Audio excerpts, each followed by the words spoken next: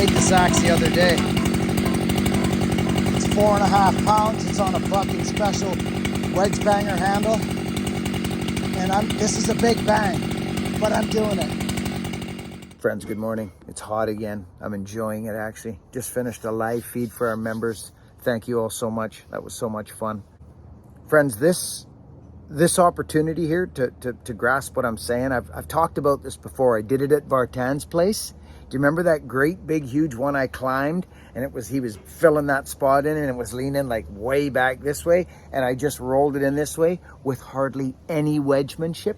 But if I had to cut it up differently and gone down and got all the low wood, the tree caves in and now you're really banging and you change the dynamics of the tree. This is that scenario exactly. So if you're interested, if you're a cutter and you want to try this and start to work this in, your falling starts to smooth out. No tree has the exact same mathematical equation to get it on the ground. Watch closely what happens here. You can always tell if a guy's telling stories about his wedgemanship by how many wedges he's got in a tree. Just think about that.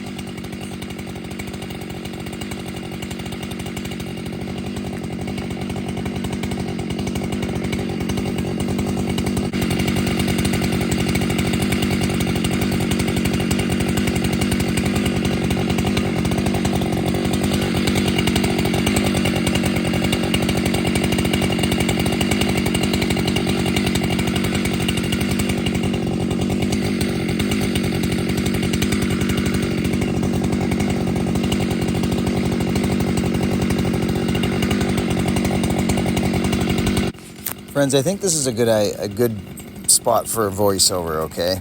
You can see by the lean of the tree what it's doing, right? I'll show you more. I'll pull back and show you. But depth is huge here. If I go too deep, I'm kind of wrecking myself for wedgemanship, because as soon as I hit the back, it's going to sit back on me, right? So don't go deep here.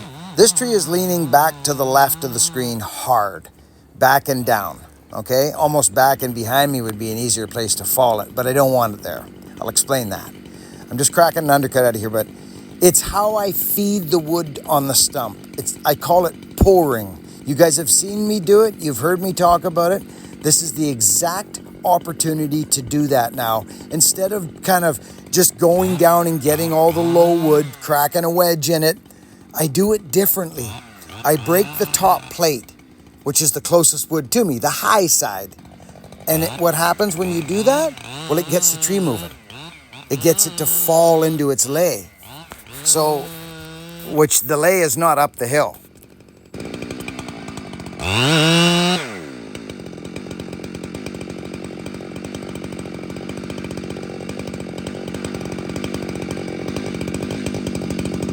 want to explain this to you. I've talked about this many, many times. The tree is leaning hard that way.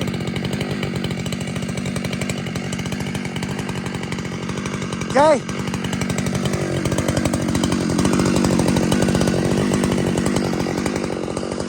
It's leaning out there. I've cut a whole pile of wood here right now, but I didn't go in even. You guys know what I'm talking about?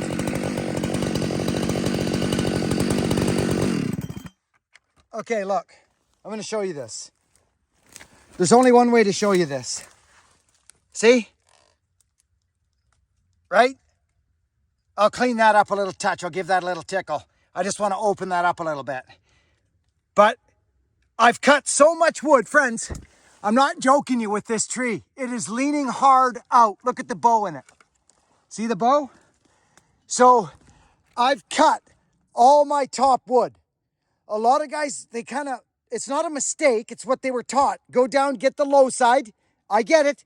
Go get the low side. I hear ya. But without all that low wood over there, it's not helping the tree stand up on the low side. It's wanting to drop into the curve. Don't tell me it's not. It is. Okay, so I've tried to explain this to many, many people. Look, I'm not pinched and I'm cut up here. Look, okay? I've got about an inch and a half of Holden wood there. Okay, I'm cut up. But now guess what it enables me to do? I'll show you what this enables me to do. And friends, make no mistake on this. It's leaning hard. Okay, it's way back there. It almost would have been better if I wanted to. Oh, for sure it would have been to send it maybe over there. But we're not putting wood down there anymore. We're swinging it. I'm not putting a Dutchman. I'm not putting anything in. Would a Dutchman help here? No, because the wood is dead. I want it to just work on its hinge. So now what I'm going to do is go open up that low side on the undercut a little bit so it keeps traveling. Do you know what I'm saying? And we're going to bang it over. But watch how easy the bang comes. I might even start my little special little guy here.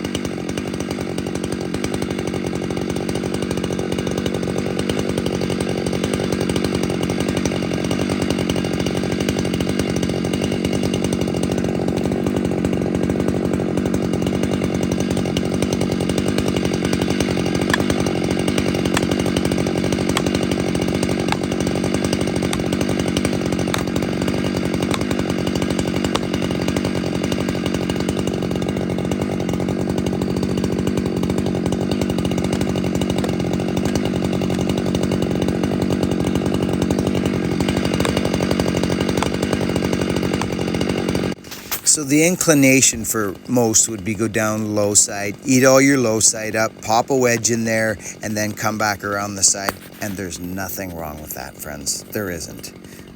But you're really changing the dynamics.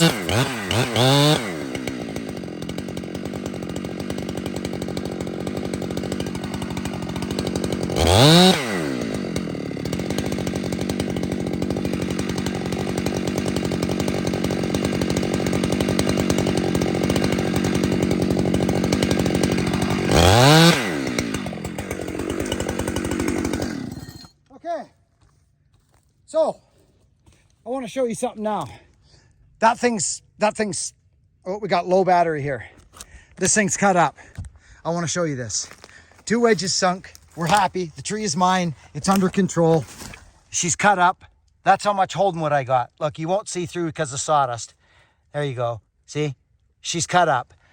I've got a strip of wood right across that stump. And it is still leaning hard out to our spot out there. Watch the lift. Watch what happens. Now all I'm doing is because I rolled that high wood in, she's just gonna go up there now. Important to note, friends, really all I've done is set wedges. I haven't banged any. You watched. I didn't bang anything until now. But watch how simply this comes over.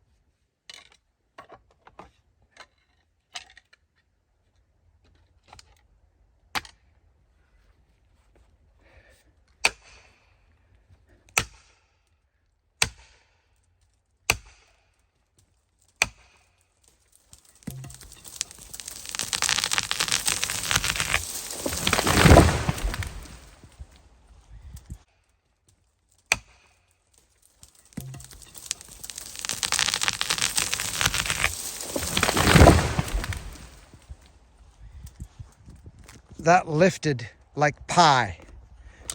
it honestly, friends, it lifted like pie. Okay? But I'm trying to let you know that in a situation like this, if I had have taken all this wood like this, friends, think about this, like if I had to came in even, okay, there's really not much room for wedges. That's why I came in like this, left all this, and now what I'm doing is I'm breaking this top plate and I'm pushing this top plate into a solid post down there, okay? You can go down and cut it all up if you want and set a wedge. That's another way to do it, for sure. That's how guys were taught. But when you're tired of banging wedges, that really wasn't a big bang because of the way I cut the tree up. I sure hope this makes sense to people, because all I did was break the top plate and get it falling into its lean to utilize the lean, which was dead square back there, over there. We swung that thing completely side hill with no Dutchmans, no nothing. But I'm telling you, if I had gone down and got my wood, my low wood first, it would have been a different scenario. Let's play that scenario out. For starters, I would have been in amongst bramble, for one thing. I would have had to cut myself a hole in there for me to stand or swing around in there, because it was just a wall of like bramble and all that stuff, Himalayan blackberries, and you know the deal. So I'm probably not showing you something that you've never seen before, but I'm just saying, don't be afraid to kind of break out of certain things that maybe you were taught, that like in a big tree on a side hill, you want to go get your small wood, or pardon me, your bottom wood. That's you just want to. You want to go get that low wood. But in that process, you have to be careful that you're not losing more. Do you understand what I'm talking about, friends? So if I go cut all that low wood down, the tree is going to go, it's going to. So yes, you can go down and bore in and slam a stump and stand it up, but a lot of folks don't talk about how strong. I did another one out in Yellow Point here. It was a monster, and it was caught up in a freak, and my shoulder was all hooped out. Remember that one, aren't they? But I did this exact same thing. It works. Trees are just cylinders. They're just cylinders. And when you break tension, what happens? It wants to blow up. When you break compression, it wants to squeeze. Do you guys get me? So over there, down on the low side, hear me out, that is compression. It will compress your saw. So you got to go. So the process changes. You're fighting that. Tap, tap, tap, bang, bang. You get wedges in there. You're cutting your wedges. You're trying, because it's not a big tree. So I chose to push the wood into its lay and then send it up into its direction.